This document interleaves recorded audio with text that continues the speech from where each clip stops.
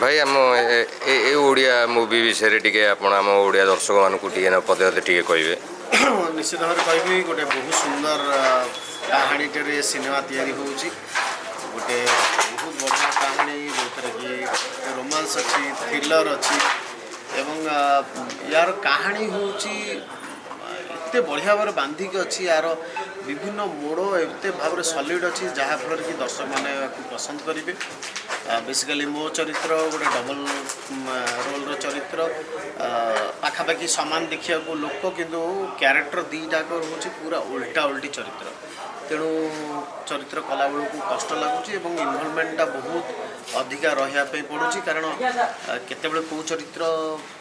shooting होउची एवं एका सांगे दीटाक चरित्र होउची दीटाकर मॉड्युलेशन अलग दीटाकर बॉडी लैंग्वेज अलग तेणु दीटाक से हिसाब से आमको प्रेजेंट कर